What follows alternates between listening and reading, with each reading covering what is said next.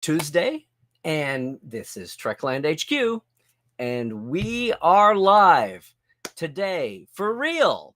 My guest, Star Trek V's Sybok himself, and now new author, Laurence Luckinbill, with his book. All today on Trekland Tuesdays Live, number 357. Can you believe it? Coming at you here with Dr. Trek Larry Nemechek, and coming at you here from the heart of Trekland for some sanity, clarity, and a bigger picture in all things Star Trek. Also the home of TreklandTreks.com. Are you ready for your customized OA mission around SoCal at actual Star Trek film sites that you pick out and I host you to? Think about that next time you're headed to LA, all right? Hey, welcome back to another Tuesday. Yes, see? Sometimes the take twos are the better take, and I've got Laurence here in the gray room, so I want to get right to it, but I just want to thank everybody for being with us again today. Welcome, welcome. If you are new to Trekland Tuesdays Live, go ahead and jump in the chat. Introduce yourself. Let us know how the weather is. Hopefully you're not in the Caribbean where Beryl is barreling down. But we've got a great TTL community. You'll figure that out. Remember, we're super chats now on YouTube. So anytime you want to cross our palms with silver, we'll get to your question faster. But today on guest mode, excuse me, folks. Today on guest mode, we'll be dipping in and out of the chat questions instead of doing it at the end of our talk, okay? It's going to be a great day. And just as a reminder, if you're on YouTube or Twitch, you're going to see all the chat comments and questions. If you're on Facebook, you're only going to see Facebook questions, just so you know, all right? And if you're watching this later on YouTube, you're not with us live, that's awesome. You can leave a comment, keep the conversation going too, but always know that you can join us, hopefully, sometime on Tuesday and be here with us live and be in with our great TTL community. All right. Why I don't want to, we're starting at a later time here, so let's just jump right in. I want to bring in the Emmy-winning and oft-decorated star of stage and film and TV, Mr.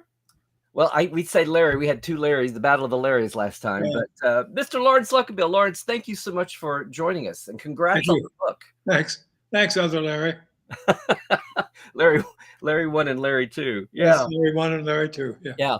So I want to thank you again. And if people haven't heard this, we had you as a guest twice on our podcast, The Trek Files for Roddenberry. And I want everybody to go up. If you're not listening to The Trek Files anyway, I don't know why, but you want to make sure and go over. We had some documents from Star Trek V, and we talked a lot about that too. But tell me about first of all, congrats on the book. You're looking great. Let us know what drove the book, because the book is not a Star Trek book. I mean, Star Trek's got its place, but this is your life and career. And boy, did you start off with a tough life to begin with. But what drove doing this now? Just the therapy, or there's a lot in here that I think is of good value for actors, good just for people in general. Yeah, it's you don't know what you're going to do with your life when you're a kid. You look around. You're going to be a baseball player. You're going to be a big league center fielder. Yeah. All those things that come through your mind. And then as you gradually realize, no, you're not. And you deal with that. You still wonder. And of course, I was pushed into pre-med by my mother, who I was the first one to go to college in my family. And the first one that possibly would have, as my mother used to say always, you've got to have a chance in life. You got to have a chance, because my mother and my father did not have chances. They were blue collar workers that just kept going and kept in the trench and keep taking care of their 4 kids in the Depression and so on. But anyway, my mother wanted me to be a doctor. So what did I know? I said, sure, okay. I was kind of a slacker in high school, but there were 2 nuns and my mother who conspired behind my back to get me out of high school in 3 years.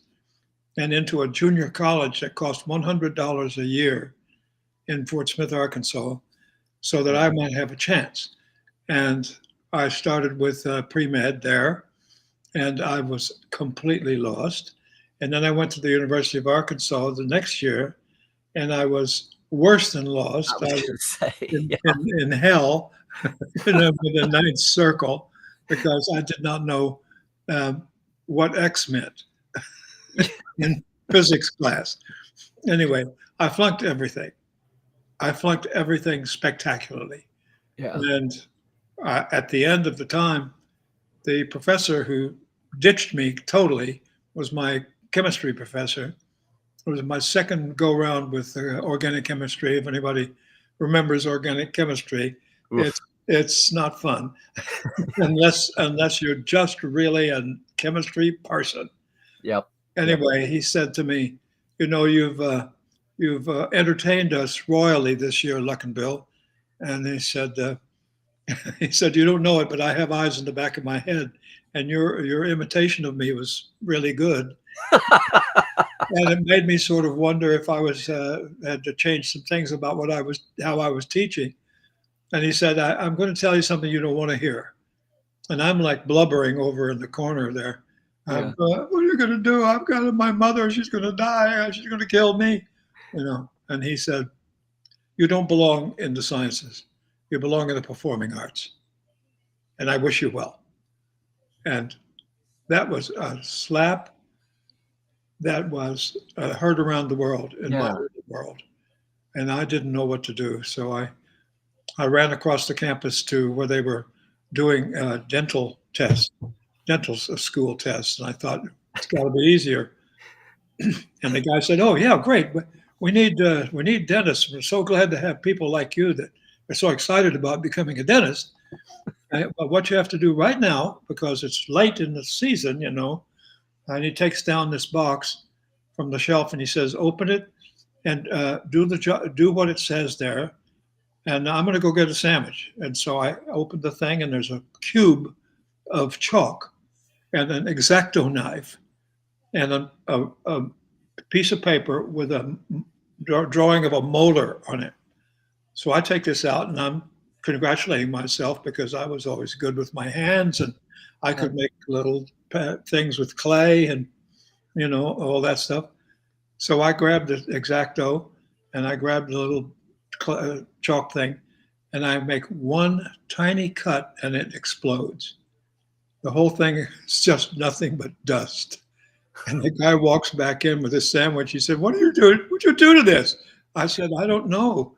I tried to do my best. I was being Michelangelo. I was trying to find David inside the box." He said, "What?" So I tried again, and the same thing happened again. And he said, "I'm so sorry, but come back next year, because anybody who wants to be a dentist as badly as you do should certainly have a chance." So, of course, when I went home, by that time my parents were in California. I had to confess all this, and my mother immediately set me up with aptitude tests at the University of California. Mm-hmm. And she was, again, to be somewhat disappointed because I couldn't pass an aptitude test. And the guy he was 23 years old. I was about 19, 18.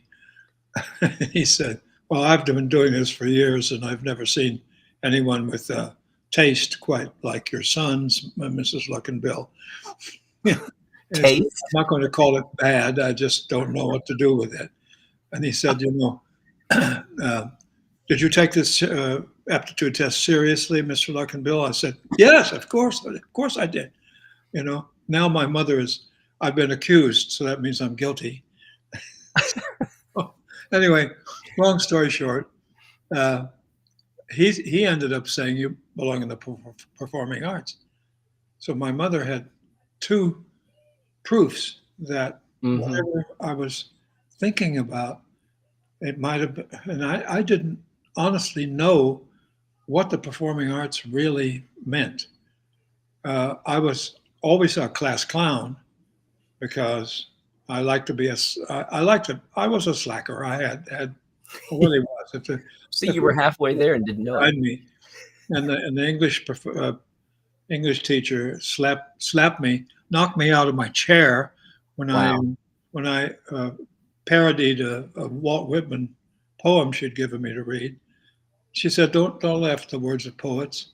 Poets poets are important. Your words are important. If you don't know how to communicate, you're not worth much. You're not worth. You're not going to amount to much." And that nun saved my life. So by that time, In your organic chemistry professor. and the organic Yeah. chemistry professor, both of them changed my life and knocked it into, well, okay, you got to go back into the university and sign up for speech and drama. And at the worst, you could be a teacher. And I thought, okay, I'll teach her. I know what that's about. So, but once I got into it, I loved it. And I ran to every class. And I took every single class in 2 years. That was a 4-year program. And I got A's. But it was much more than just getting A's. I was the man on call for every single need that the drama department had. If there was something to be read or something to join, I was the guy. Now, where was this? What school? University of Arkansas. Okay. Yeah, and it was a wonderful drama department that year. It was 1952 or three, and they had built a new arts center, and that's still there. It's still that little arts center. And anyway, my travel to the theater was never in. It was always in doubt. I never knew whether I was going to be able to do this or not. So gradually, I went on and Now, on. do you mean ability wise or financially or logistics? Ability. Because that's a common theme I've heard among actors. Yes. That often is befalling people's mindset. Can I do this? Can I make it? That's you mean about having the ability to do it. Right. The ability to withstand the hard days until you're able to, support or work 5 jobs to be able to. When you're as young as I was, by then I'm 20, 21. You think about, okay, well, it's going to be tough, but you have no idea how tough it's going to be. Right. And I used to say it's a life of unemployment, interrupted by moments of panic when you get a job. So anyway, there's a lot there. I have about halfway through my TV life, I got a call from a guy. I can read it to you if you like. Okay, sure, yeah. A little short piece here. All right, this is. So we should tell everybody, this is your book, Effective Memories, and I want to ask you about the title too. Okay. How Chance and the Theater Saved My Life. Okay, well, the chance we've talked about. That's my mother. All right. The theater was yet to prove itself to me that I had to do it. But I was one of those guys who was compelled. I had to do this. It was the last chance for me, in a sense, and I knew that. So now I'm in Hollywood. I've made a whole bunch of TV movies and. Right. Now you did stage work before you got to this point. I did. I stayed in New York for many years, and then I got a call to go out to Hollywood. And the first call I got was from Review Studios, which was famous for signing people up. And I showed up, and I was a good-looking kid. And I showed up, and they put me in front of a camera. So I said some stuff, and they said, "Okay, we're going to put you in." I think it was Warner Brothers. I'm not sure. I know it was Review, which was Universal. Anyway, I said, "We're going we'll make a cowboy star out of you. And I said, okay. Uh, and I said, and how does it work? And they said, well, we're going to give you $500 a week. And believe you, at that time, I was lucky to get $13 a week because I was working in New York as at anything I could do to survive. So that sounded like a fortune. And then I thought, well, okay, I've heard about this stuff. So I said, well, you're going to be able to. So I will be on a 7-year contract at that fee. They said, no, it goes up. And I said, okay, what's the top? And they told me. They didn't expect this from this New York creepo guy. That was, he wasn't responding the way they. Oh yeah, give me a horse. The turnip truck, huh? Yeah. Anyway, I said, well, what happens if you I'm making say I'm making $600 a week, and somebody else thinks I could be going to a movie and make $2,000 a week. Do I get to keep that? The guy said, no, we keep that. I said, thank you, sir. And I left. That was the end of it. Oh. So I had some smarts, in terms of, my father was a salesman. So I kind of was like, what's in this contract for me? Yeah. Now So you were doing that without, you didn't have an agent. You were just out there negotiating for you. I was, and I went right back to New York, and I got an audition for Get Smart, and I was like, they looked at me like I was going to be it, and then this guy named Don Adams walked in, and he took over. And Don. Oh, you were auditioning for the lead. I did. Oh, not a guest for the week, but this was setting. No. Yeah. Wow. Yeah. All right. And but Don Adams, as always, in every job I ever lost, the person who got it really did a better job than I would have, and I had to respect that and understand that, because I have certain categories that I fit into, and whatever they may be, I'm not going to fit in the other ones, Right. So you have to expect that. But here's what this guy told me. I'm in Hollywood. Mm-hmm. I got a call from Robert Brustein, the esteemed liberal critic and founder of a theater company at Harvard called the American Repertory Theater. He offered me a place in his company in Boston for a season and a juicy, serious lead part in Danton's Death by Georg Buchner, a German tale of the excesses of the French Revolution. I thought about it, waffled, and turned him down. I think the coincidental timing involved a contract for a guest starring role in an episode of the cop show, The Rookies. Brustein flew off the handle. He crawled through the telephone line and tried to strangle me. He called me a traitor to the theater, a weakling stuck on money and bullshit, a coward who was afraid to test myself as an actor in his company. If he's alive, I hope he doesn't remember his foaming at the mouth tirade, because it demeaned him as it tried to demean and shame me. It was funny, but I did feel ashamed. He got to me. Brustein was partly right. It was too easy to stay in Hollywood. He cursed me and hung up. He was right on the merits, but wrong on human understanding. Life is not an ideology. And as karma, always trying to help me save myself, would have it, my next job in Hollywood would be a 2-play repertory season on the stage with the Center Theater Group at the Mark Taper Forum in downtown LA.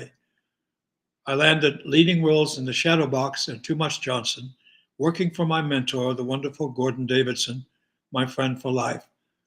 And I got Emmy nominated for The Shadow Box when we took it to New York. So much for Robert Brustein. Well, I mean, that's a common thing, and we're talking the 60s, the early 70s. 70s. Yeah. Early 70s. there's still, I mean, there's still a big wall between, there's a big wall between TV and movies, but there's still a huge wall between theater and anything on camera, that in that Yes, attitude. Yeah, yes, unless you had a really, really classic, you know, it was easier to find a classic movie than it was to find a classic series, but series TV was regular and paid bills, and there was a lot of it, I guess, yeah, even in a 3-channel world. yeah. Well, we talked about again. You had some great stories from filming. Now we're Star Trek focused, but I want everybody to realize what a great book this is. And without you say whatever you want to say, but I was just gonna, the night I got the PDF, I was gonna read your Star Trek chapter, and then I was gonna read the introduction. And it's a great introduction where you're talking to the acting class. Yes. But I kept reading, and I got so engrossed. And you had, what's the word? Traumatic growing up. I mean, you didn't, you know, you had parents that loved you, but had their own foibles and flaws, and it was rough. And I mean, alcoholism, and your My mom father was an alcoholic all his life. right. And your mom stayed with him, and maybe she shouldn't have, but she did. And there were 4 kids, and You know, it's rough stories in there. But you get, if you didn't realize it would make you a better actor, there's that twisted thing about creative people of all kinds. If they have a rough life, they have more. Yes, they do. Well, that's the title of the book. It's affective memories, the memories that stay with you. And as Stanislavski, the great Russian inventor of the method that actors use, said, affective memories are the memories that you can use to analogize your experience into the experience of any character that you're doing, because we're universal people. Everything we feel is something somebody else felt.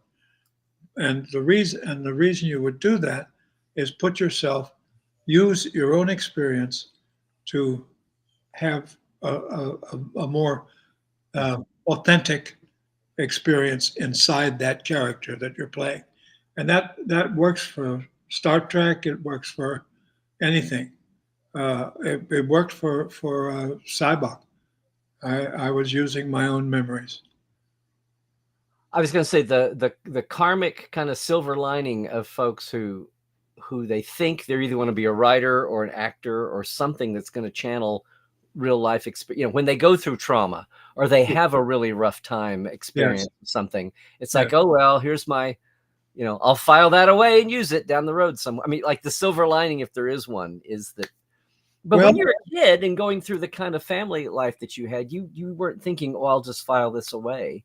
You know, I all my life I had to deal with the fact that I had been not enough to save my mother from my father when he got violent, and I was just a little kid, you know, and when I was even like 14, 15, as you read, I had to fist fight him, and that stuff makes me cry to this day. Sure. We have been watching some show, I don't remember what it's called, about this cop who goes out to the Canadian Rockies. He's trying to escape his life. He's an alcoholic. And he has this beautiful family. And he goes out there, and his son gets murdered by some creep. And he goes off the wagon and becomes just what my father was. Mm-hmm. And I'm watching this with Lucy, and I had such an overreaction to this guy. I wanted to crawl through the TV and slap his face, you know, wake up, because that's what I wanted my father to do, and he didn't, he couldn't. But he was also, my father was somebody that I respected, believe it or not, and loved. And I thought I was hating him. I thought I hated him. But I've had to come to terms with the fact that I've always loved my father. You know what he told me? And he was dying of lung cancer in my sister's house in Chicago. And he was lying there in a fetal position. And he was asking my mother for his arf and arf, which is half and half. bourbon and water. My mother is like so pissed at him. And she brings it. That's the codependency. That's, yeah, I was going to say, but you brought it. Right. Man, and he took a sip, and the guy was in very bad shape, and he rolled over, and he looked at me with his very penetrating eyes that he always had that could intimidate me. He looked at me and he said, "Have you paid your insurance?" And that was the last I ever heard from my father. And I know now what he was saying, which is, I love you. Mm-hmm. I love you. In his way. In his way. Yeah. Yeah. So life is like that, you know. It's, you've got to roll with it, and you've got to remain calm and keep your immune system from falling apart. Hopefully. Yes. Hopefully. Well, there is so much in your book about the theater years, the Hollywood years. We talked about Star Trek on the Trek Files, but there were a couple of things we didn't really get in our little mini formats, and we touched on it. So for today, I wanted to circle back because it made me think. For one thing, you talked about how, well, for one thing, Shatner's directing Star Trek V. He sees you did several one-man shows of famous historical people. Yes. He saw your Lyndon Johnson one-man show, I guess, on television, yes, and said, "That's my Sybok," and immediately calls you, and you get this out of the blue and go, and you think you're reading for it, and they offer it to you without a reading. And, yes, rare, so rare in Hollywood. Yeah, yeah. So, and then you had a couple of good stories there, but what intrigued me was, number one, how you said, and you just mentioned it, how that life you really saw a way through with Sybok. But what we really didn't get to talk about was when that happened, number one, and so your lovely life, Lucy Arnaz here, Lucille Ball's daughter, and the book you talk about meeting Lucy and Gary Morton. It's a very funny story, the dinner. But I'm wondering, when you were cast for Star Trek, this was in 88, 89, did the irony, 88, did your wife, did anybody talk about the irony of Lucy having and it wasn't Lucy did, but the story of that didn't really come out until people were writing books in the 90s to go, it was Lucy that totally didn't mean to. It wasn't like, I'm going to save this sci-fi legend series for the future. She's just thinking about in the moment. But when you got Sybok, did anybody say how ironic it is to go from, your mother-in-law is the one that saved this franchise or started it? And yes, did it come up in the family? Did you, because you knew her? Yes, it about did. 9 years before she passed, right? It did. And my wife told me recently that how this happened was, Gene Roddenberry had pitched it to I forget who, and they did a pilot and it didn't work. Lou, right? They came back to CBS with a different pilot idea and pitched it differently, and the Desilu people said this is good, and they presented it to Lucille, and she said, "Star Trek, is it about stars going out on a Bond tour?" Yeah. Hollywood stars going out on a Bond tour, and that's a comedic, like fun thing with music, and I said, "No, it's about space." And she was unconvinced for a sense, but her husband of the time, Gary Morton, said, "Lucy, this is the kind of thing that I like." And so she said, "Oh, all right." And she made a very, very difficult decision because this thing had been turned down, and the price for the second pilot was even more. And CBS was balking, of course, as they always do. And she said, "Go ahead." So that was the beginning. Yeah. And of course, it wound up on NBC, but. Yes. Yeah. Well, yeah, that's what I mean. NBC. Sorry. It wasn't CBS. So, because he pitched to CBS and they listened to exactly. him. I got they already had Lost in Space going, but they know it was all of his ideas. Right. Yeah. Yeah. And so that's how it happened. But And in the family, uh, I have to say, uh, Lucille and I were not like cozy friends, Uh-huh. but she was actually, I admired the hell out of her.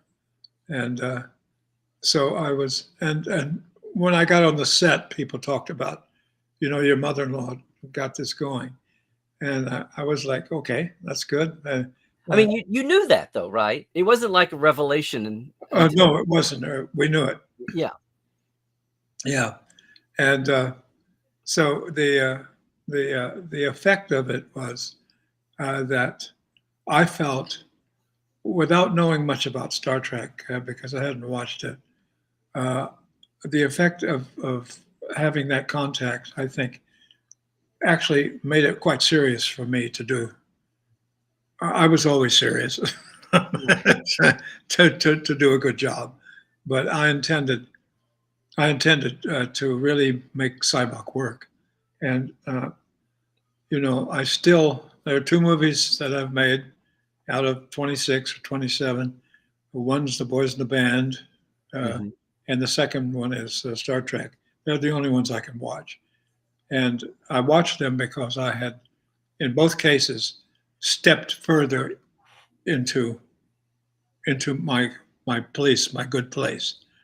And Sybok was actually a wonderful uh, like legacy step to me because uh, we were watching it at the screening, the first screening at Westwood Cinema, and my daughter was 2 or 3. She climbed up on the back of the seats and said, "That's my daddy." Everybody in the theater laughed. Yeah. And my daughter is also the source of the book, as you may know. Mm-hmm. I said I told stories to my children, and they were long, spelling out stories that never ended. But my daughter was the only one that said, "Daddy, what's next? Daddy, tell me more. Tell what's going to happen next." And so that was the basis on which I started the book. And then 10 years later, I finished the book. Well, some things are worth waiting for. You had forward momentum. I know about that extended project mentality. Yes. Yeah. Well, well, that's cool. It's like I said, most of the outside world, obviously people knew, Lucy co-owned Desilu and then owned it outright after the divorce. Yes. And Desilu was Star Trek. But people didn't really know about how close it came, even when NBC won and then CBS ordered Mission Impossible, and how close the board came to saying, hey, we're cranking out these sitcoms and doing a good deal, but if we take on these 1-hour expensive dramas, it may break us. And they were looking at their jobs, and Lucy's like, no, I want to expand. I want to do this. And it's what's interesting is from what you said, it sounds like Gary was pushing her. He was. That he needs a little more credit than maybe. He does. Yes. And there was something else you said that I want to remark on that, but I've forgotten what it is. Right? Lucille and Gary pushing her, and well, the fact that the board was thinking it would break them, and of course it did. Paramount bought them up, and some of them had jobs, and some of them went on. I mean, eventually they were correct. NBC bought it, mm-hmm. and it ran on NBC, and of course then the movies were different things. That was Paramount, and I'm losing ground here. I'm turning into Joe Biden right now. Uh-oh. No. We all have our times. Well, you were talking about the movies versus the TV and Paramount versus NBC. It sounded like you were starting to. Yeah, it was. I'll think of it. Okay.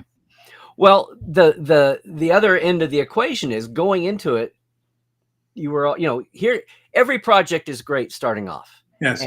And here's Shatner excited, and you get the script, and you see things you want to do with Sybok. And I loved your story about seeing it as Vladimir Lenin. Yes. and Shatner said what? Yes. Yeah. Shatner said, "We're not making a commie movie here."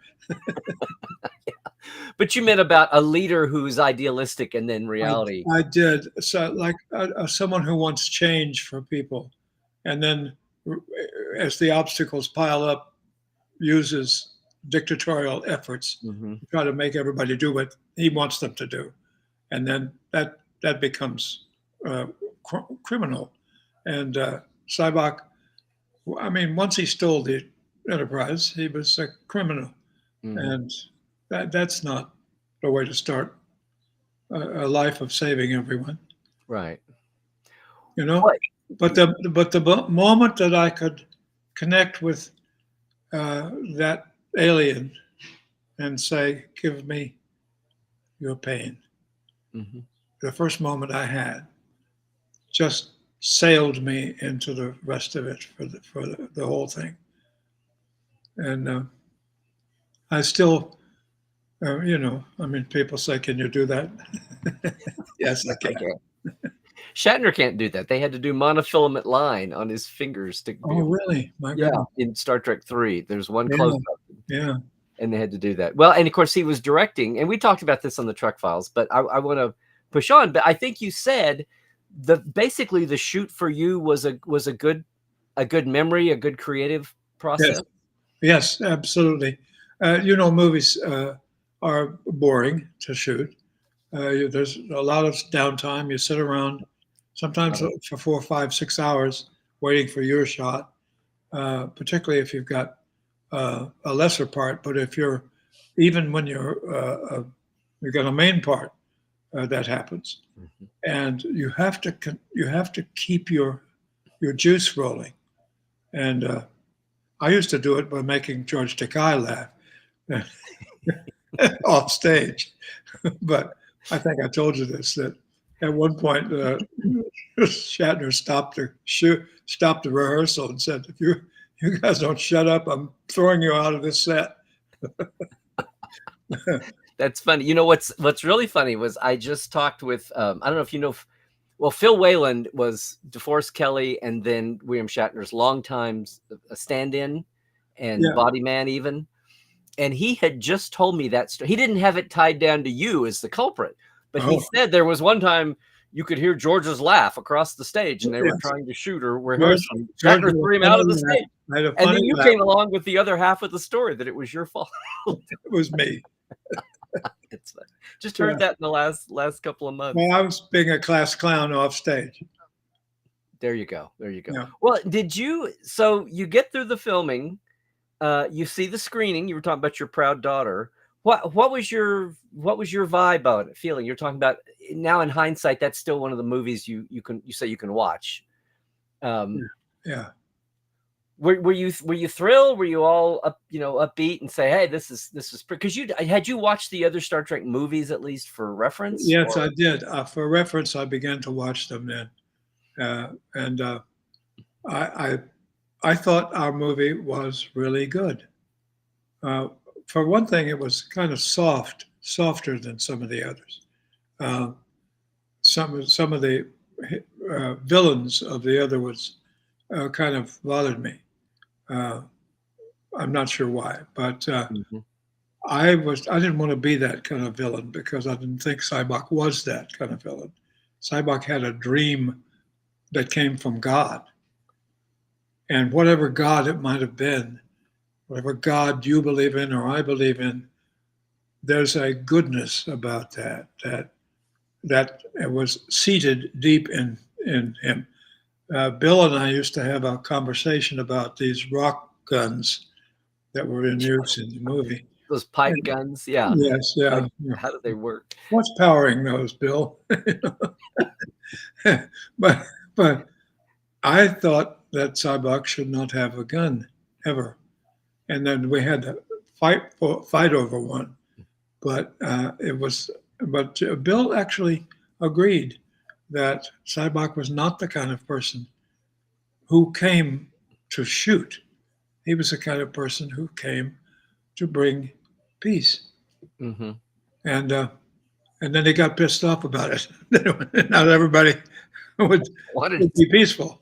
it's I'm gonna make things peaceful if I have to shoot you to do it. If I have to slap your face up and down. Yeah.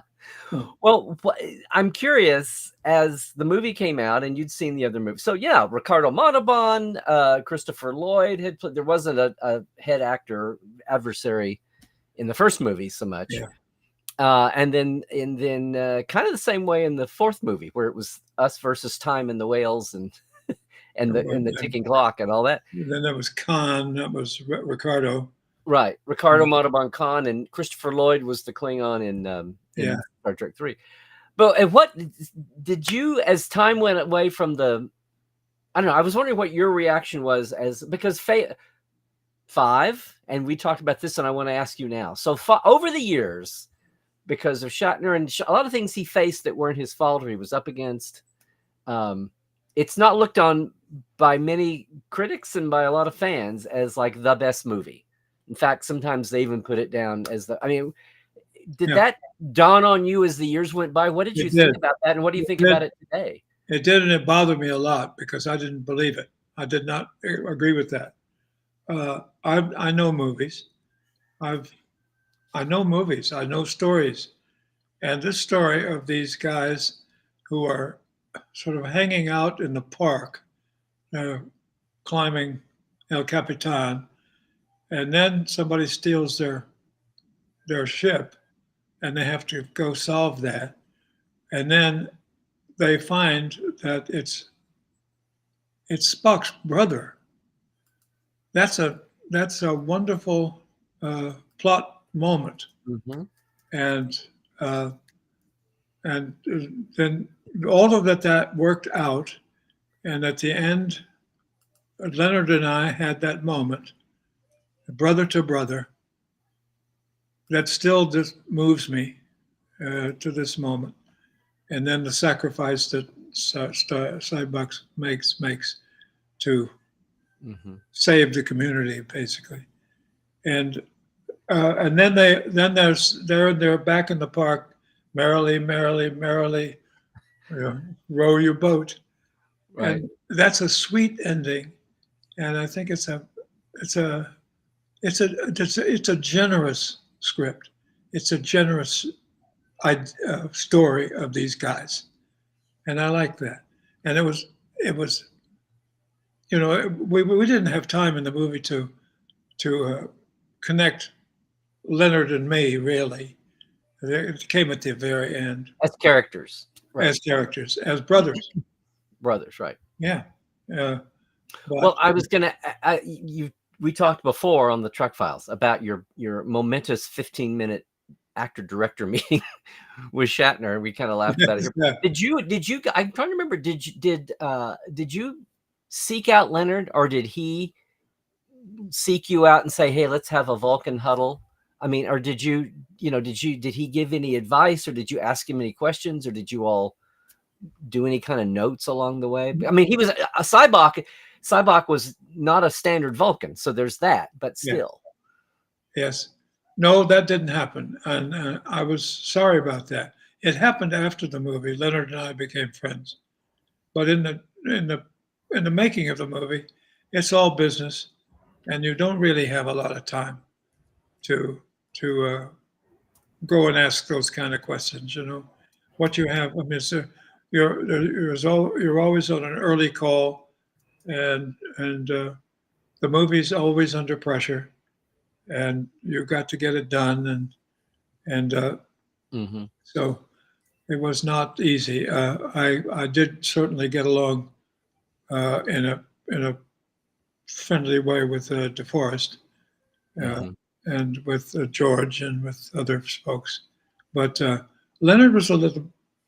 He wasn't standoffish. He was just doing his thing, and for him it was people said that he wanted to play both parts, and that was, I heard that coming into the movie, and I thought, well, that didn't happen. And Bill was not going to have that because Bill and Leonard also had their issues, but they weren't big issues. None of that stuff is real. Not when you have a company around you for all those years that is a success. All the successful years of reaching out to deep space to find out who they are out there and how they're going to affect us if we meet them. Yeah. That's the powerful stuff. Well, I had a comment. So the Trek Files have been, both of the episodes have been out, and thank you again for doing that. And one of the comments, someone commented in one of the threads and said, "This is so interesting," because you were telling the story about working with the alien horse and some of the fun stuff, and and then the insight you brought from, your traumatic childhood into what Sybok is, what a bond it was for you. And this commenter said, "Thank you for this. I've never thought much of Star Trek V, but now that I hear some of your insights, some of Laurence's insights, my respect for Star Trek V has gone up." And I thought, Star Trek V has not had a lot of behind the scenes commentary beyond hearing about Shatner and how they kept cutting the script and budget Yes, and all of yes, that. yeah. We haven't heard a lot of that. And then I realized, well, I hadn't heard a lot out of you. So, I mean, I didn't know if, as the years went by and it was seen by a lot of people as not the best movie, did you not want to talk about it? Or is it just a matter of, I had other things in life, I didn't know the Star Trek world needed me to stand up and talk? I didn't know what your reaction was in the first years, Yeah, and if something has happened now that now you feel that's like pretty much it. I didn't know what I could do or what Star Trek world wanted me to do. What the And manual says. yeah, I mean, at first I thought, well, let's see, Sybok is dead and he's with God, but if stranger things have happened in movies that Sybok is now alive and there's another show with him.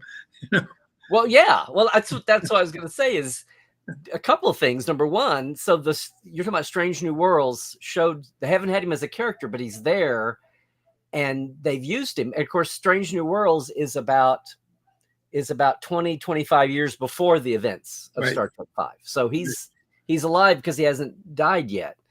But also, the other thing is on Enterprise, which was set 100 years before, not so much about Sybok, but the whole thing about Sybok being a Vulcan without logic, right? And felt like they came up with a whole kind of alternate Vulcan philosophy. They gave it a name. It's Vatosh Couture, and basically it translates as Vulcans without logic. So it's like without logic. Yeah. Vulcans without logic. So there's a whole, I don't want to say a cult, but there is a following of Vulcans that are 100 years before Sybok, who were known, who had their own term, who were known to be atypical Vulcans who thought that there was more to life than being, if they could, because the whole thing was Vulcans went to logic because they were so passionate and warlike, they almost blew themselves up the way we almost blew ourselves up in the Cold War. And so they turned to logic so they wouldn't kill each other. But there were some Vulcans who said, we don't have to go to that extreme. We can still live and have emotions without worrying about wiping ourselves out. That's crazy. We can, it doesn't have to be black and white. And so Enterprise came along later as a show. You're telling me things I'd never heard. Okay. That's what I want to say. So Sybok didn't have to be this lonely. Now, at the time in 1988, none of this was developed.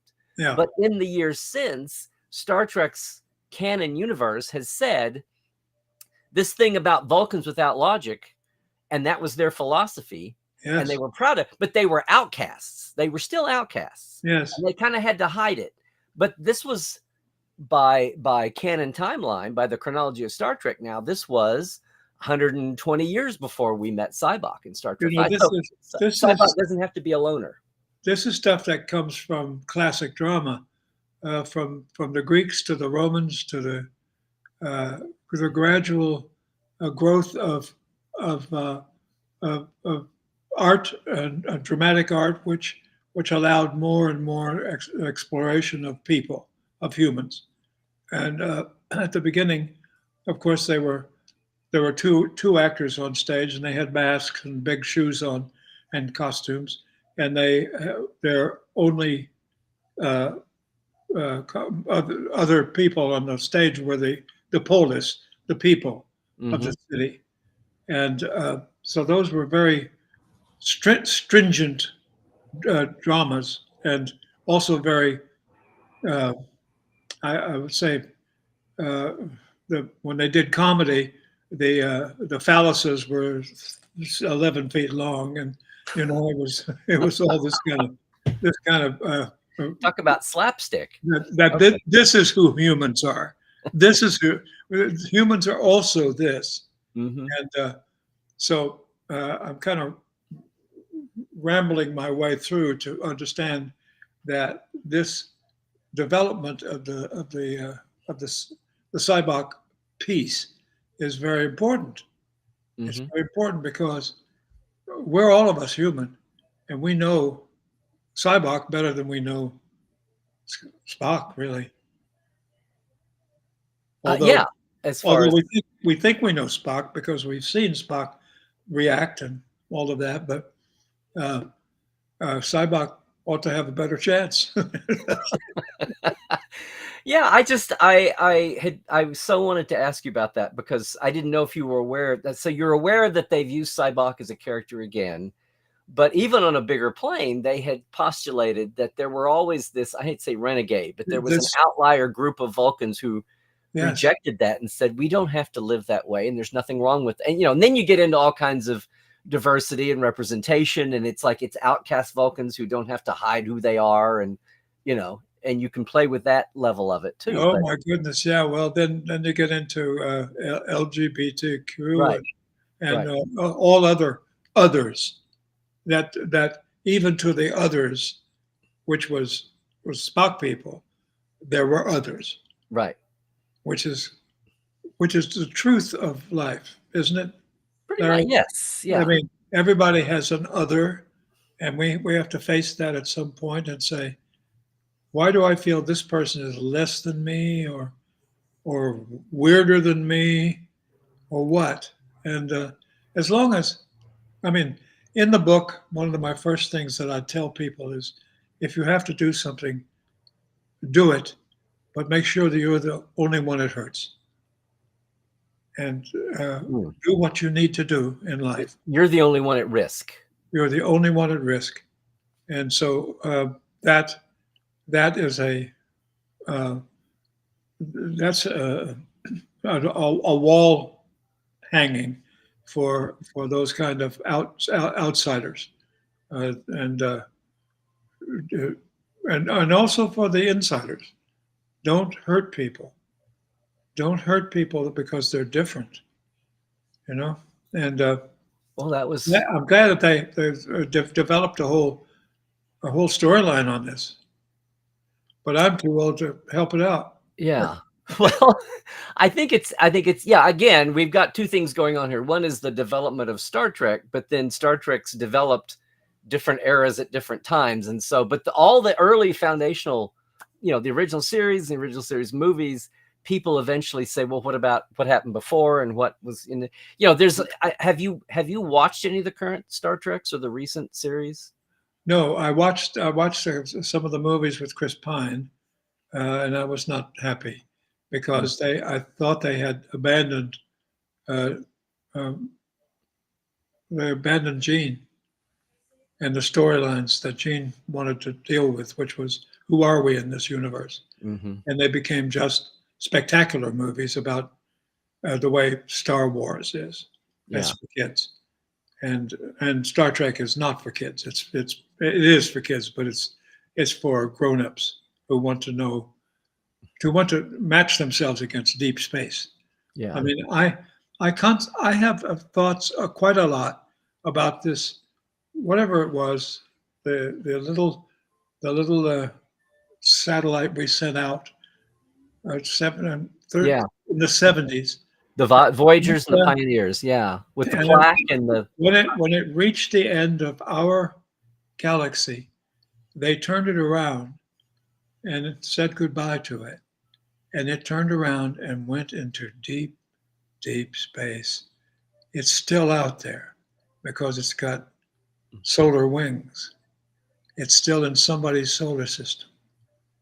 I think about that a lot as the kind of world we've made here that is so in such danger right now. mhm. And there's no possible way that we can translate ourselves to some other planet. That's never going to happen. Or if it does, who's going to live there? Well, it's so far. Yeah, it's so far down Here's my the line. moon house that I go to on the weekends. Your moon house. Let me dive into so I guess the answer to the question of why talk about, like, a lot of people are reacting, some of the other interviews you've done, the things that we did on Trek Files and today, and a lot of people have had that same, oh, this is awesome. I wish I had known this about Laurence. I wish I'd known this about Sybok and Star Trek 5. I wish I had known this years ago. But what I'm saying is it wasn't like a plan of yours. It was just, hey, I'm going to do the book. A part of the book is about Star Trek. It makes sense to talk about this. And it's not like you've been holding back or had an epiphany to go do this. No. I'm, this book just emptied my guts. It's very painful to. I told stories of myself that when you're doing an autobiography, if you're not honest, what the hell are you doing there? So I have told my story, and my daughter's reading it now, and she's crying a lot and going, "Dad, I had no idea," kind of stuff. Mm-hmm. And what she told me was, and got me going, was we know a lot about mommy's family, mm-hmm. and we don't know anything about yours. And I thought, when I started out, I put words on paper. I was trying to say, okay, this is who I am and my stuff and my family. And I mean, some people in my family are going like, what the hell? You don't talk about that. You don't say that. That's right. Did you have some pushback from family about you went too far with some? Not in a Catholic family, no. That's right. Yeah, there's no such thing as alcoholism. Yes, ignore it. Yeah. Let me that's okay. So we've had some questions in the chat. I'm going to back up just because I've had you an hour and I don't want to abuse that. Okay. I don't want Lucy mad at me. A couple of things there because let me see here. I had marked a couple. So Rocky O is saying, "Hey Laurence, I saw you on Broadway in there playing our song. You were brilliant." And Star Trek 5 is my favorite Star Trek movie because of you. So, there you go. Okay. Some kudos for their playing our song. Who's this guy? Rocky O is his. Rocky O? Yes. Can I just talk to him? No. They're all in chat, so you can answer his question or you can say something back. Okay, I'm going to just say to Rocky O, thank you very much. I wasn't on Broadway with they're playing our song. That was what was his name? Robert Klein. Oh, okay. the comedian. However, I did play Vernon Gersh in that play for a very long national tour. After the show closed, Lucy and I went out, and I played Vernon, and she played Sonia, and it was very successful. And I enjoyed playing that part very much, and had a hell of a time trying to find out how to get into my song cues, but I was okay. And Lucy showed me how to behave in a musical, and because that's her ballywick. And but as far as Rocky's concerned, I thank him, and we did do a good job of our tour of they're playing our song, and I'm glad, very glad, that he could connect me to Starbuck in his mind as someone who is someone that is giving stuff to him, So Melanie here says, that's him again. Melanie says, so Laurence did learn math and stuff, so you could figure those percentages. Oh, no. All I knew was what I heard from my dad about what a contract.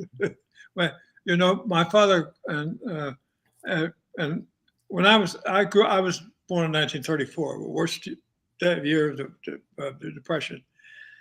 My father at one point traded a refrigerator from the store that he was working in for a house and a farm.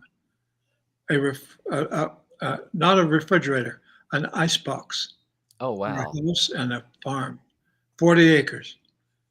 Now, and when those trades were made, they were handshakes, and people did not break a handshake. So that was the kind of I'm, ethics I grew up with. yeah. I'm just trying to get over what shape the house was in, the farmhouse. Oh, sure, probably pretty bad, pretty Pretty, bad. but Well, in 34, if you had even a holy roof it over your was head. Arkansas, and there were plenty of shacks there, plenty of shacks. Yeah, yeah. And And we a lot lived, of them were newly empty because the Arkies and the Okies were yeah, and headed we lived west. the Ozarks. It was, but I have to say about Arkansas, it's a beautiful, beautiful state. There's such greenery and such beautiful water, and the Ozarks are these little humps of mountains and caves everywhere, and the Buffalo River, which is a wild river that has been saved. It's so crystal clear. I took my two sons down there uh, in September, and I put them in a canoe, and my youngest son at the time was sitting in the middle on a box, and we're going down this thing, and suddenly there's some white water. My older son is steering in the front, and I'm in the back guiding, and I'm remembering just looking down and saying to my son, "See, there's a fish down there," and he's leaning over, and I'm thinking, "Oh shit." Don't lean over too far. We're on a little box here, and maybe 12 feet of water beneath us. But it's a beautiful state and a beautiful Yeah. some good memories there. But Yeah. but Yeah. Yes. yeah. Where are you? But it's like everything else. Where are There's you? huh? Are you in California? I'm right now. I think you said you're in Palm Springs. I'm right across the mountains from you, Riverside County. Okay. Across. Right. But I was raised in my first 3 decades were in Oklahoma. I was an Okie. We taught yeah. Cool. Where from? I was born in Norman. Huh? I said I was born in Norman and grew up in central Oklahoma. Okay. Yeah. Yeah. The big football place. Yes. That's right. Well, and you had that reminds me that when I started to do Sybok, I wanted to get in really cracker shape. So I called Tom Cruise's office, and Tom had offered, when I was doing cocktail, for me to use his trainer. And so I called him and said, I need that trainer. And that kid that came was a Sooner football player. And he put me through the paces, I can tell you. I had about probably a month and a half before I had to show up. Yeah, it's in there. It's in here, and we talked about that on Trek Files too. Yes, we did. It was a workout. It was a workout. Yeah. I want to squeeze a couple more in here before I have to let you go. Sure.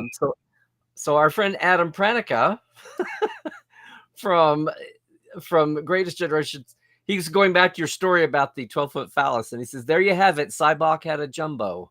What's that mean? The phallus wasn't fake. He's laughing. You know what? He's kidding. He's talking about the phallus story. You were laughing about the comedy side of it. Sybok had a jumbo. Okay. All right. Yes, okay. the Greek thing. Yeah. Oh, one thing I wanted to say real quick before we go. Are you gonna? What people want to get the book? We can put the Amazon over here. But right. Are you doing Vegas? Are you doing We're doing Vegas. Yes, that's what I thought. August 2nd and 3rd, or 3rd and 4th. Right. There's a convention. And you'll have some books with you there for signing. I'm going to bring 100 books. Okay. I don't know if we'll sell 100, but we're bringing 100. I think you'll. You think so? I think Yeah. so. I think you're Okay. good for 100. And, Yeah. and we've been just discussing whether I should do pictures with people or not. Uh, the one convention that I went to in Vegas years ago, the handlers were so strict, you know. Yeah. Now we're kind of on our own with this, but we'll be at the booth, I guess. And so I'm going to bring pictures. I have one picture. Actually, I have four pictures that are not owned by Paramount. Mm. They were made on set by someone who knows. And Mhm. one is a headshot of me as Sybok, which is I personally like it best because I look really handsome. That was your beard, That right? was my beard, yeah, Yeah. yeah. And but I had Sybok's hair and the ears and the whole thing. But it's just a headshot. But then there's a couple of makeup shots too, where I'm actually in process of getting the ears put on and all Mhm. the eyebrows and the rest of it. And they're very interesting, but I don't know that they're proper for this thing. But I'm going to bring some of those pictures. Oh, no, bring people. All people like different things. There are a lot of process and a lot of people like fresh. They like things that haven't been out there and I things that haven't seen. yeah, Yeah. yeah, yeah, something Well, new. it's I'm trying to figure that one out. I have I have sort of uh, I don't want to be tacky about it. I don't like to charge people money and all that kind of stuff. However, Well, it's the going thing. And here's the secret. If you go in and say, I can't charge people money and I'm giving free things, other people come over and say, hey, you need to charge something. You make us look bad. yes, I know. Now, there's a difference between charging Understand. something and I gouging, I obviously. So, understand that much of yeah, business. yeah, yeah, yeah. Yeah, Here's Tim saying, if they, for some reason, obviously there's the timeline and age and all, all that. But if for some reason they had a slot in some Star Trek show where they could use you now as Sybok or the voice in animation or something, would you be interested in doing whatever made sense in the story? absolutely, Doing Pike? Yeah. absolutely. Yeah, but let's do it quick. I, I had back surgery about 4 years ago, and I've had Mhm. trouble without my like little cane here, walking since. But I go to PT 4 days a week, and I'm in really pretty good shape. You And look good. Yeah, you look good. for this age, and so sure, I would absolutely be interested, and I would be especially interested if there was some growth to the Sybok character and more understanding of him. Yeah. Maybe Yeah. I'll write it. You know what? There are outlets for writing too. There's got to be places that would want a Yeah. Sybok. Problem with Degree piece. screenwriting is that it's a committee job, and Yeah. 16 people write it, and then 16 more rewrite it. Yeah. Yeah. Well, somebody. So here's Jonathan here saying Sybok is still one of his favorite characters in I'm glad. Star I'm so Trek. glad. Well, he moves people. He's a moving character. He's an Mhm. emotional guy, and I don't. I'm going to say this. I don't think there was anybody better to play it than me at that moment. I would say so. And the fact that's look here, Comedy Forecast says I have my issues with 5, but never with Lawrence's performance. He comes across as genuine in his beliefs, especially when Kirk says, "You're mad," and he gives that look and says, "Am I?" Oh, that's my favorite moment. Whoever wrote that, that's one of the moments where the reason I can watch the movie again is because that's a place where I really thought on screen. You can fake thinking on screen, but you don't get away with it because the camera won't let you. But Mhm. when you really are in the character and you're thinking as Sybok, and he said that to me, and I said, "Am I? We'll see." Yeah. It's a Uh, Yeah, it's a good moment. yeah, see, it resonates with folks. I see a lot of times I think because of the lack of discussion about Five in general, people like to gloss over their generalities, and people say, "Oh yeah, it wasn't one of the better." But when you Yeah. start peeling back the layers, and things kind of speak up for themselves, and folks even say, "Oh, Well, maybe we've oh," helped with that a little bit today, so people get it. I would like to think so. I'm trying to wrap this up here. Okay. People have all kinds of story ideas. You do know that.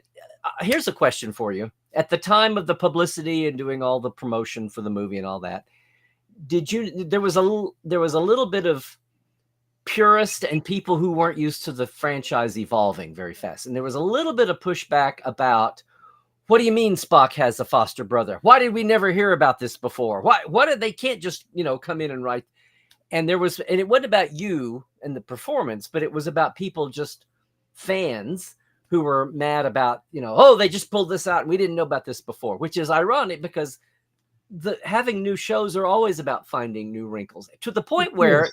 Discovery posits that Sarek and Amanda, Spock's, your whatever, took on a foster human daughter and raised her as Vulcan, who's the lead in Discovery, and people were rebelling about that. We never knew about her, and I want to say, were you around Well, in they 1989 get when we found invested out? in it, like the liberals and conservatives. And they want to fight over things. When I go to the movies, to me it's a popcorn day. I don't care what movie it is, what story it is. Just convince me. Mm-hmm. Just convince me that it's true. Yeah. And that's how I live. And Scott's pointing out here that Lucy was in there playing our song. Yes, yes, Yeah. but not on Broadway. Right. Yeah. I I got to say, I'm getting down further. So Rocky O says, I meant to say he saw Lucy on Broadway and saw you in chapter 2. well, good for you, man. That's There we go. Now we're straight. okay. And that's when I met my dear wife. I was in chapter 2. She was in there playing our song. And Oh, by some remarkable thing of the universe, karma, I met this young woman, and I had just gotten out of a terrible divorce, and which was all my fault. And here was this fantastically beautiful, ready to live being in front of me. She was 28, I was 45. Get that? mm-hmm. And she took a chance on me, and here we are. There you are. 44 years later. And you even won over Lucille finally, I think. No, Her no. mom. Well, I'll tell you that story another time. Well, and you've got a good story in the book too. Yes. Here's Adam coming back he's talking about the whole Jumbo was the Lyndon Johnson reference. Oh, yes. Well, we know what a Johnson is, right? But, LBJ, yeah, there we yes, go, all the way with LBJ. Yeah. When I was doing LBJ, I I was doing it. Somebody said, he played pocket pool a lot, and I don't know if you know what that is, but I do. And so I said, well, I think I'll do that on stage. So I started to do that, and now I'm playing for all the Secret Service families and all of that in Washington. And one of the ladies came up to me afterwards and said, he played pocket pool quite a lot, and he said, she said, I'm so glad that you put that in there because it was him, and so I think I had a better joke there, but I forgot what it was. That's okay. Anyway. I really should wrap up and let you go. I'm just going to throw this in. At this time of day, we have folks from all over the world. So here's Rab saying hello from Scotland. Hi there. So Hi, Scotland.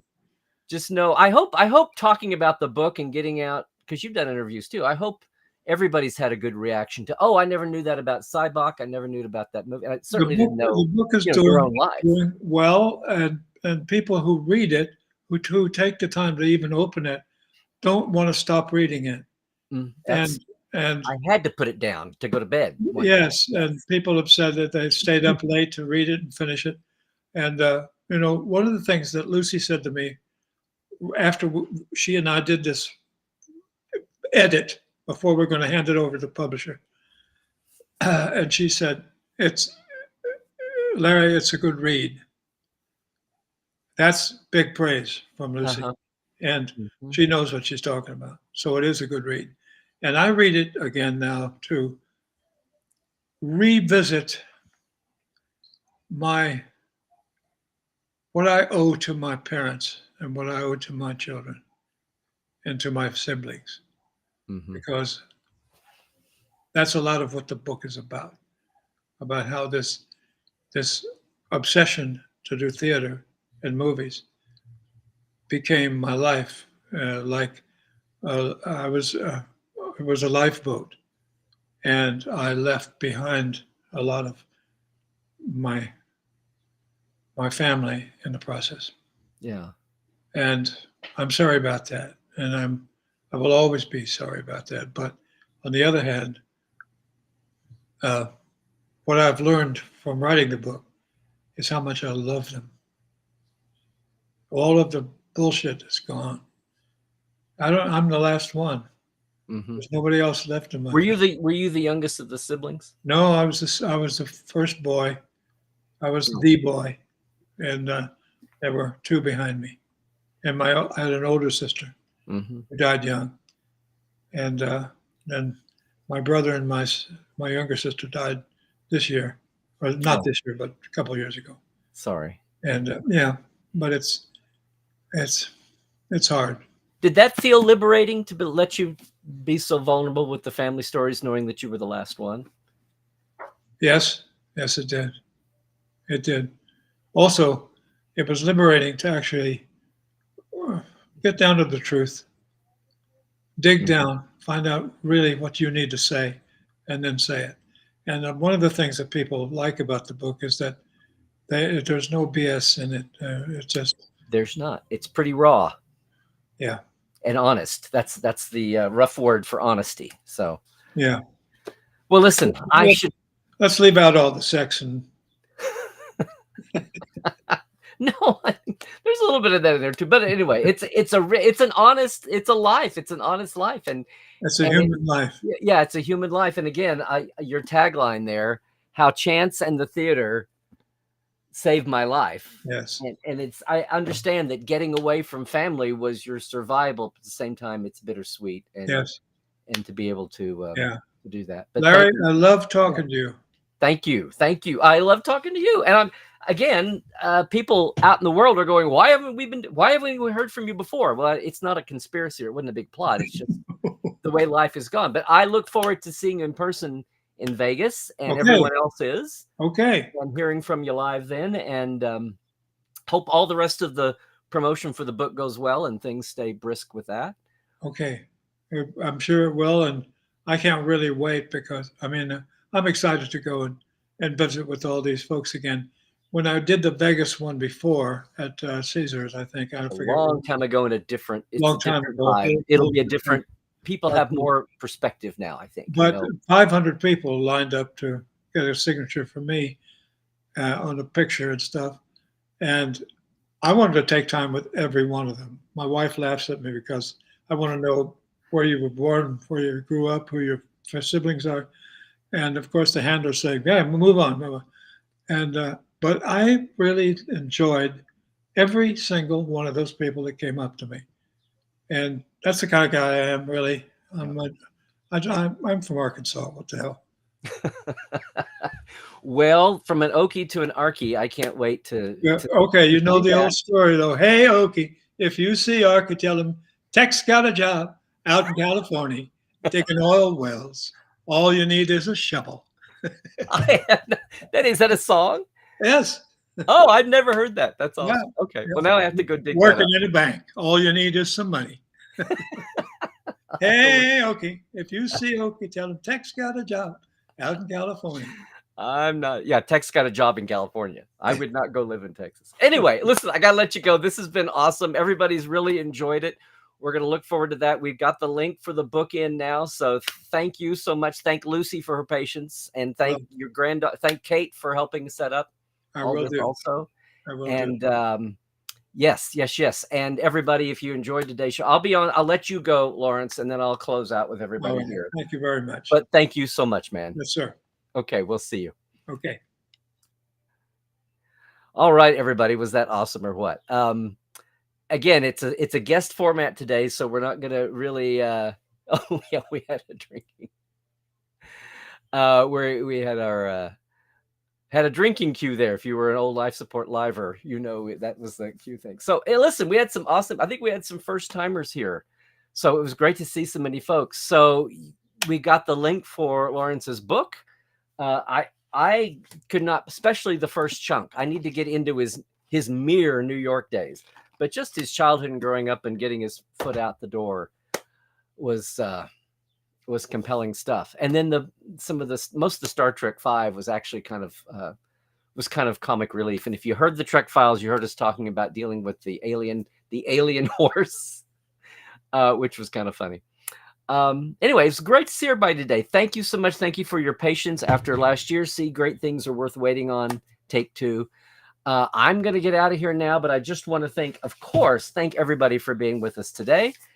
Please, if you have not yet subscribed on the channel here on YouTube, please do that and hit the bell, ring the bell, know what's coming down the pike.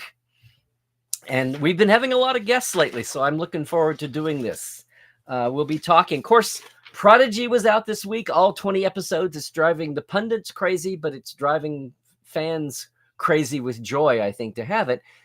The bit about it is, remember, Netflix makes decisions on renewals in the first month. And I even see some writing where they talk about the first week.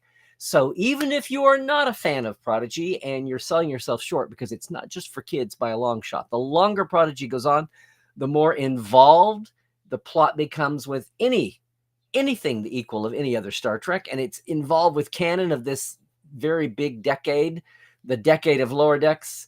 And Lower Decks, Prodigy are a couple years apart, but we're about to lead into this. We're basically almost to the synth attack on Mars, and the setup of Picard, and everything about the climax of the 24th century is happening. And it's not just for kids. So it's happening. And if you are going to watch it, and even if you're not, let the meter run and let it run this week. Watch all you can, or at least turn it on in the background. That's our Prodigy plea for the week, because this gang deserves a third season. These creatives have done awesome. If you tried Prodigy the first 2 or 3 episodes and it felt like a slow motion Star Wars story, it's come a long way. That was intentional, and it's come a long way since then. So I just wanted to get that out there. That's the big news of the week. And the rest is that if you're headed to San Diego Comic-Con, I'll have some panels and have some appearance there. And then, of course, Vegas is the week after that coming up. But before I do anything else, I got to thank all of our Patreon folk, right? So thank you, TTL Club. That's Diana Hopkins, Jesse at Crusher Convo. Thank you. Hey, Lawrence Todd, Habjord Gunnjonsson, Justin Porteous, Glinda Bruton, Chris Jiggins, Josh Patton, Pranakasha Productions, Keith Rombach, Comedy Forecast, and Andrew Zazemski. And our live wires, that's Robert McLean, Byron Bailey, J.R. Poole, Alan Hoansey, David Gregory, Greg Wigstrom, and Casey Shafsky. Of course, what I mean there is that's the simple $10, $5 level on our Patreon, patreon.com/Trekland Live. Check it out. They take it out once a month. It's good, and it helps us grow the channel here. Of course, subscribing is the best thing you can do, too. You heard me talk about Trek Files. We are back. We had 2 episodes with Lawrence last 2 weeks. Today, someone you're not going to know their name, but you want to hear from him. Today's new episode is with a guy named Jeff Stepp, who is a TV science documentary reality TV producer. He produced William Shatner's Unexplained Mysteries of the Universe that Shatner narrates. Also the science show that Morgan Freeman narrated for 4 or 5 seasons. So Jeff is on to talk about a science show pitch that Gene had in 1981. Didn't sell, but it's fascinating document, fascinating conversation. I've finally found the right person to talk about that with. So the Trek Files is up for this week. Of course, the new home is at thetrekfiles.com on Memory Alpha. You can get it all the pod places. We're still on Facebook, but now you can get the document, the audio, and the links right there in one place on Memory Alpha. And we're really obliged to Memory Alpha and fandom.com for setting that up and having the entire run of the series right there, clickable with the guest, the link, the date. You can scan everything all at once now, way easier than you ever could on Facebook.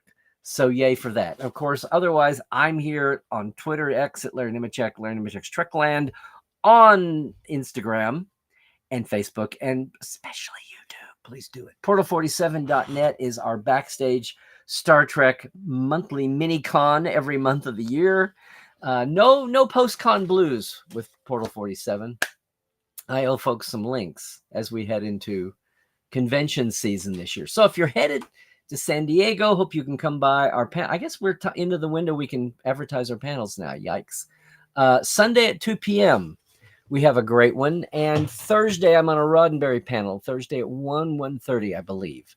So bookmarking that, and we'll see you around the campus down there that week. And Vegas is the week after. Yikes. So lots going on there, panels. The booth will be there. We'll see what 2024 brings. A host of new faces are going to be part of Vegas, and a host of new old faces like Laurence, too. So I think that's going to do it for us, gang. Thank you so much. I'm glad everybody enjoyed that. There were bits and pieces I wanted to get to that we didn't have time to on the Trek file. So this was perfect. And this will be on YouTube, where hopefully a lot more folks can find Laurence and enjoy what he was coming up with there. Thank you all so much. Subscribe while you're here, would you please? We'll be back next Tuesday. Till then, yes, next Tuesday. We may have some surprises coming down the pipe, but whatever happens, I look forward to having you join us again. If you're watching us later, I'd love for you to be able to join us live some Tuesday. But until then, leave a comment afterwards. Keep this conversation going, would you? All right. And until next time. Please stay healthy, do all the things. There's a little mini COVID wave out there, and it's not 2020 again, but it's still annoying. So just take care of your health, would you please? And please, rough times ahead, kiddos. Hashtag stay woke. To me, I mean, keep your eyes open, check the sources for actual truth, and be open once it's verified. Trust but verified, none other than Reagan said. The one quote of his I appreciate. But yeah, just be open to what might have been out there that you were never privy to. And if something is too bizarre to believe, yeah, do a check real fast on the sources and who's telling you. Folks with 4 followers may not always be the most honest purveyors of truth out there. We finally learned. It took us a while, but we finally learned. Finally learned about bots and trolls and algorithms. All righty. Stay safe, gang. Would you please? Trek well, everybody.